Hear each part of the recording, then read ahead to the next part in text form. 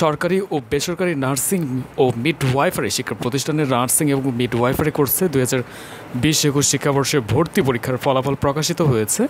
উক্ত ফলাফল www.bnmc.gov.bd ওয়েবসাইটে পাওয়া যাচ্ছে। সরকারি 19টি প্রতিষ্ঠানের নবসৃষ্ট ডিপ্লোমা ইন মিডওয়াইফারি কোর্সে 475টি আসন পূরণের লক্ষ্যে ডিপ্লোমা কোর্সের নির্ধারিত অপেক্ষমান তালিকা হতে শুধু মহিলা প্রার্থীগণ bnmc.teletalk.com.bd ওয়েবসাইটে প্রবেশ করে আবেদন করতে পারবেন। এছাড়া সরকারি প্রতিষ্ঠানে ভর্তির জন্য diploma in nursing science and midwifery ও ডিপ্লোমা ইন মিডওয়াইফারি কোর্সে নির্বাচিত শুধু মহিলা প্রার্থী আগ্রহী হলে ওয়েবসাইটে বর্ণিত 19টি প্রতিষ্ঠানে ডিপ্লোমা ইন মিডওয়াইফারি কোর্সে আবেদন করতে পারবেন।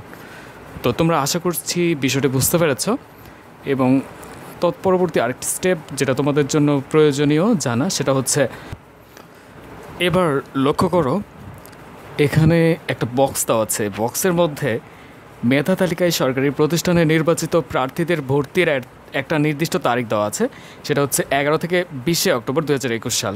2021 সালের এই অক্টোবর মাসের 11 থেকে 20 তারিখের মধ্যে যারা মেধা তালিকায় চান্স পেয়েছো, ওয়েটিং লিস্টে না কিন্তু যারা মেধা তালিকায় চান্স পেয়েছো তাদের ভর্তি হওয়ার তারিখ এটা।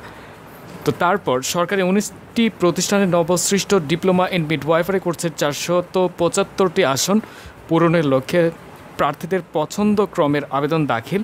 এখানে দেওয়া আছে আবেদনের তারিখ 11 থেকে 13 অক্টোবর 2021 সাল। ফলাফল প্রকাশ যেটার হবে সেটা হচ্ছে 14 অক্টোবর 2021 খ্রিস্টাব্দের এই পার্টটিতে বা এই ডেটটিতে। ভর্তির তারিখ হচ্ছে 16 থেকে 20 অক্টোবর 2021 এই তারিখে।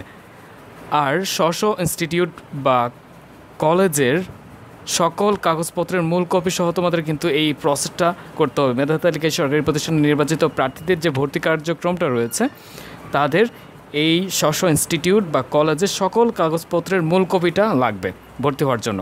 এবং আবেদনের লিঙ্কটা দেওয়া আছে, দেখো এখানে আবেদনের লিঙ্ক হিসেবে bnmc.teletalk.com.bd এই ওয়েবসাইটে গিয়ে তোমাদের কিন্তু আবেদনটা করে ফেলতে হবে। তো পাশাপাশি তোমাদের আরেকটি গুরুত্বপূর্ণ ইনফরমেশন সেটা হচ্ছে এ সংক্রান্ত বিজ্ঞপ্তি বিস্তারিত তথ্যসহ কাউন্সিলের ওয়েবসাইটে প্রকাশ করা হবে। অর্থাৎ এই যত বিজ্ঞপ্তি রয়েছে তোমাদের নার্সিং বিষয়ের জন্য বা নার্সিং কলেজের ভর্তি প্রসঙ্গের জন্য বা মিডওয়াইফারিতে বলো বা ডিপ্লোমা নার্সিংয়ে বলো, তো এইটা প্রকাশিত হবে হচ্ছে www.bnmc.gov.bd এই ওয়েবসাইটে। ঠিক আছে, তোমাদের প্রতিনিয়ত এই ওয়েবসাইটে নিজেদের কান বা দর্শন বলো সক্রিয় রাখতে হবে যাতে যে কোনো নতুন নোটিশ আসলে তোমরা এটা দেখতে পারো। অর্থাৎ রেগুলার চেক আপ করতে হবে তোমাদের এই ওয়েবসাইটে গিয়ে নিজেদের। তোমাদের জন্য আরেকটি গুরুত্বপূর্ণ তথ্য সেটা হচ্ছে ওয়েটিং লিস্ট থেকে স্টুডেন্টদের চান্স দেওয়া হবে এই কার্যক্রমগুলো শেষ হওয়ার পর। অর্থাৎ ধরো যে মেধা তালিকায় যারা চান্স পেয়েছে তারা ভর্তি হওয়ার যে ডেট দিয়েছে এই ডেটের মধ্যে ভর্তি হলো না, তাহলে কি করবে? তখন কর্তৃপক্ষ সিট পূরণের লক্ষ্যে ওয়েটিং লিস্ট থেকে স্টুডেন্টদের টানবে এবং ওয়েটিং লিস্ট থেকে তখন স্টুডেন্টরা চান্স পেতে শুরু করবে। তো যতগুলো ফাঁকা সিট থাকবে ততগুলো ওয়েটিং লিস্ট থেকে টানা হবে। বা ওয়েটিং লিস্টের মধ্যেও যদি কোনো গ্যাপিং করে কোনো স্টুডেন্ট ধরে নাও যে চান্স পাইলো কিন্তু আসলো না, তাহলে আরও নতুন যে পরবর্তী সিরিয়াল আছে মেরিট লিস্টে ওয়েটিং লিস্টের, তো সেগুলো থেকে স্টুডেন্ট টানা হবে। এভাবে কার্যক্রমগুলো চালানো হবে।